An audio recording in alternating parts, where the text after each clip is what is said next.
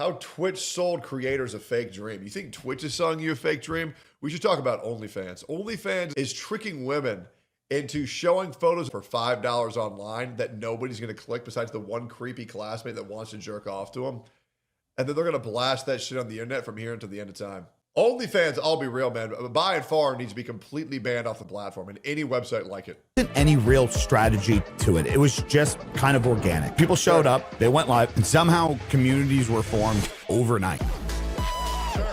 Jesus Christ, holy f***, this is loud.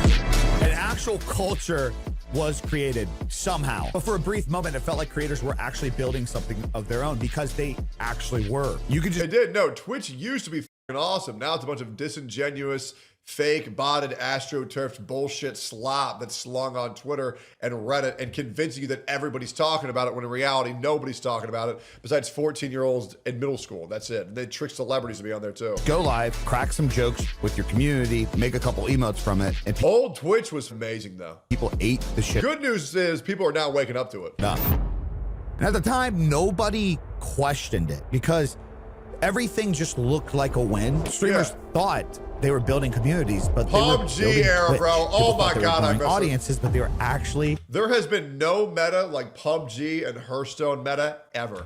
growing So Amazon's good. platform. It was dependency disguised as independent. It felt like ownership, but nothing was actually owned.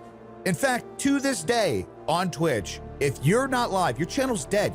You don't monetize while you're offline. You don't get to create content while you're not live. The fucking crazy part about all this is it— Well, don't forget about active subscriptions that are rolling, right, on Twitch. I mean, I want to just remind you, Big E, Kai Cenat is still collecting 7 figures every month since he's taken his break because his chat is too fucking stupid to turn their recurring subscriptions off. That's real shit, by the way. worked.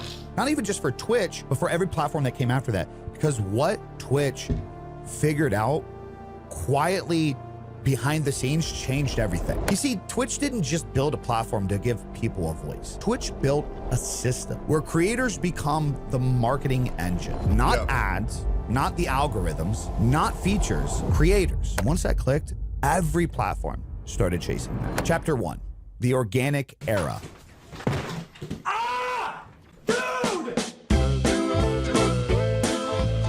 Yeah, I remember when streamers had to be funny and entertaining. Now people are just happy with a creator that's not fucking retarded. Or they really want to find a streamer that says the N-word really, really, really loud over and over and over again and has fake prostitutes behind them on stream. It's great. So good, man.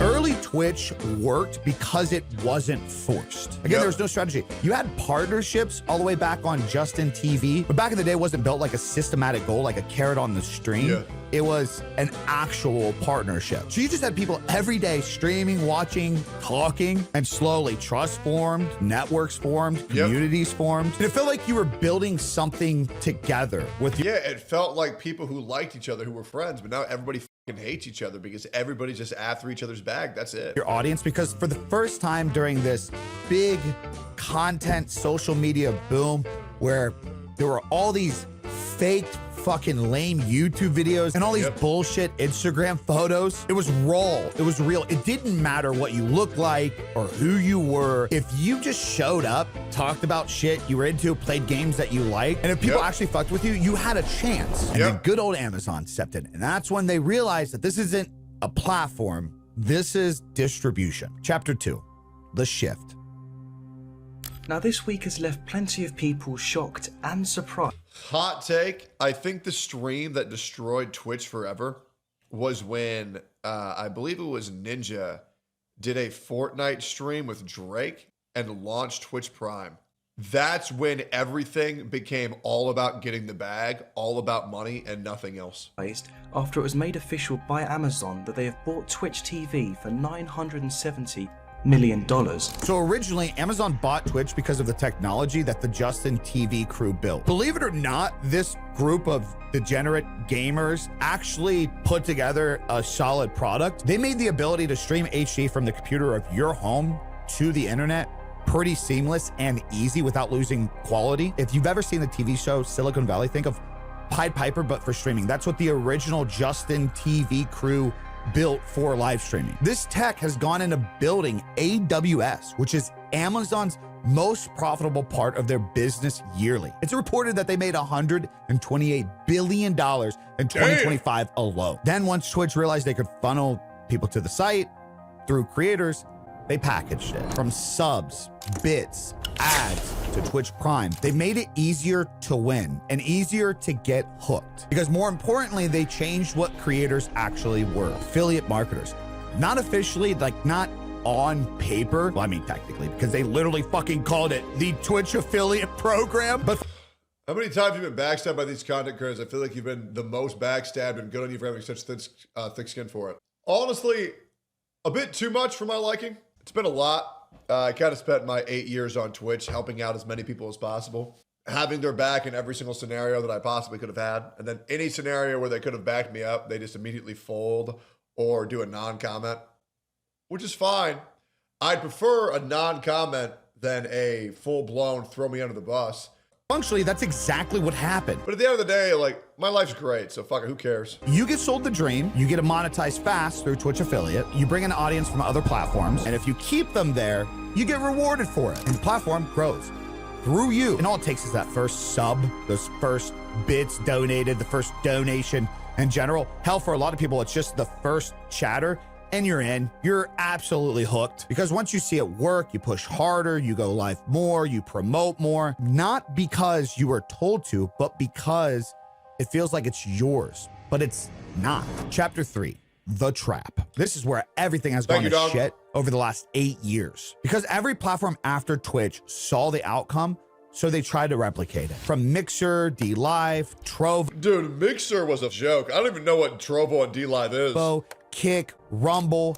Kick and Rumble did a great job. Club, everything launching right now and over the last 5 to 8 years, they all say the same thing. We're creator first. We care about you. This is the future. But none of them have organic demand, like people already on their websites. So instead, they reversed the system. Instead of the creators being influenced to come to the platform because the viewers are already there, they need small to mid-sized creators to manufacture that hype and conversation. They need you to convince your audience and your peers around you to come watch me here. This platform's better. This is the future, the place that finally cares. And here's the fucked up part. If enough creators believe it, even temporarily, it actually works. Not because the platform is actually better or actually gives the creator a chance.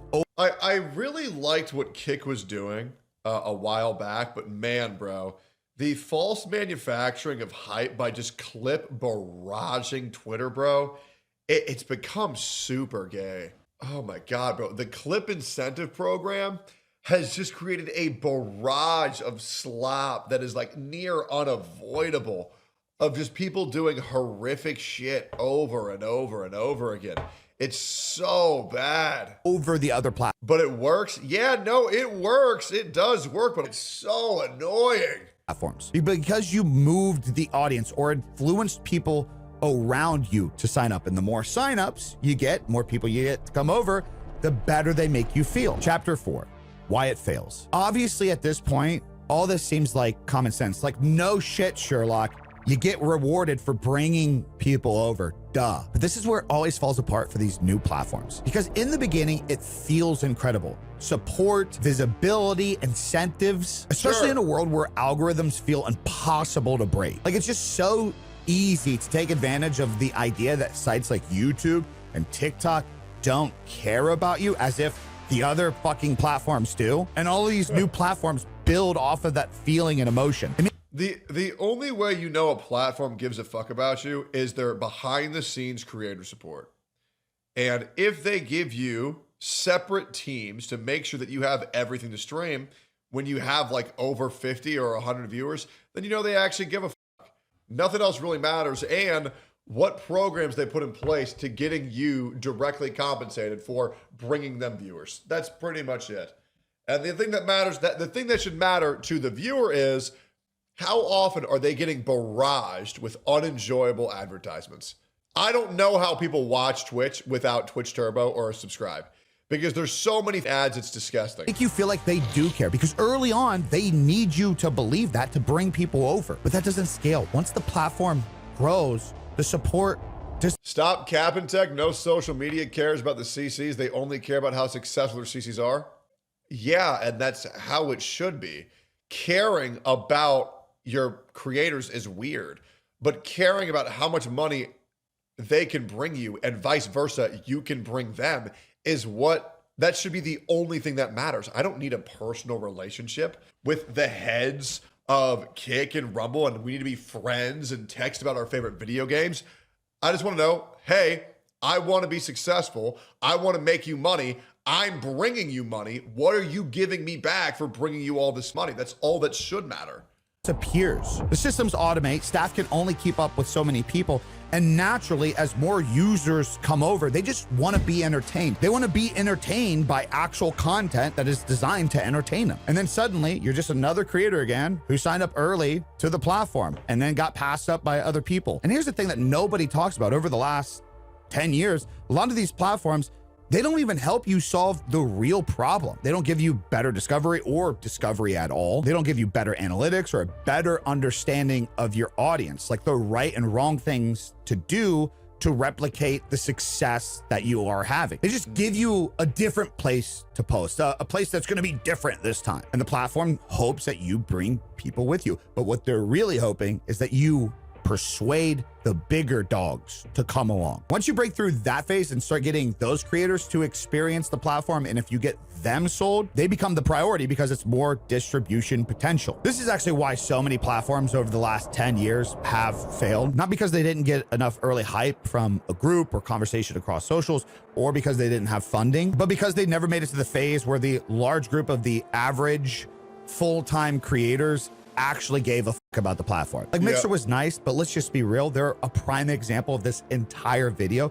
They advertised this idea that they were going to be better than Twitch. They preyed on thousands of small. Mixer's platform was terrible. The only reason why people streamed on there is because they were being paid millions of dollars to do so, which I don't blame any streamer for taking.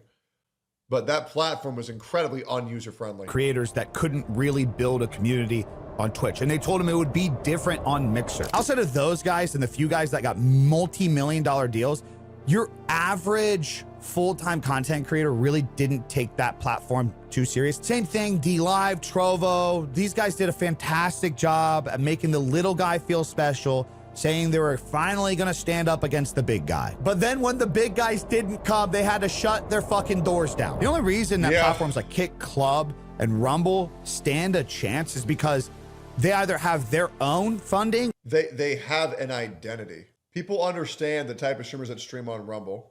Rumble streamers are a lot more, and I'm just gonna be honest, Rumble streamers are a lot more logical thinkers. They're a lot more right-leaning.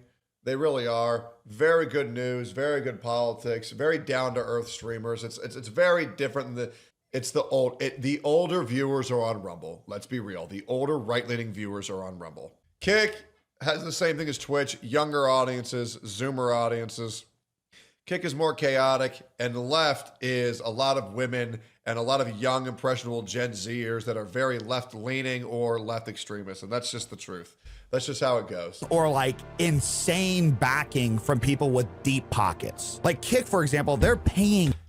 People call Rumble a dead platform. It's not. It's the dad platform. It's where the everyday dad watches their content. Their own creators out of their own pocket from stake. But they're paying for the viral clips. They're paying for the hosting. They don't have anybody to answer to and report to. But even still, they use the same marketing tactics from Twitch to get people over. Chapter 5, the realization. So after years of this cycle, here's the truth that nobody's going to tell you. No platform is here to save you. Not Twitch, not YouTube, not TikTok, not anything new. If you can't learn the intimidating sites that are advertised to not give a shit about you, then the new sites are just going to continuously use you. And to be honest, we're just too far gone for the fluffy shit at this point. I know people react to conversations like this, they get all heroic, and they're like, small creators should stick together. And we all just stand up against the big guys. Yeah, nobody fucking cares, okay? The platforms winning right now are getting larger every single day. They're bigger than you could even possibly imagine. And they have algorithms that take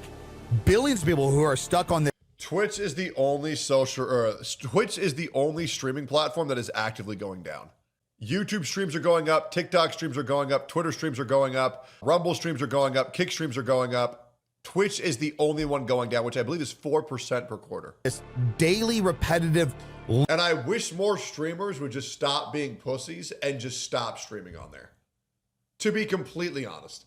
They really should just stop streaming on Twitch. It's really that easy. It's not bringing you any money regardless. Loop, this habit of using their If you actively hate Twitch that much, then stop streaming on it. app to doom scroll. Those algorithms are designed to feed all those users the right videos to keep them stuck in that loop. I'm sorry to tell you, you're not breaking that habit of billions of people because of your emotions or because of the feeling that you finally want to have your big break on a social media platform in 2026. Good luck telling Dale, who's on his shit break at 9:30 in the morning, who has 10 minutes to doom scroll, to get him to come over and watch you on some third-party platform because you want to play fucking Call of Duty. The creators who actually win aren't chasing the next platform. They're the ones building everywhere, owning their audience across the board. They're focused on creating real relationships with their community, their audience,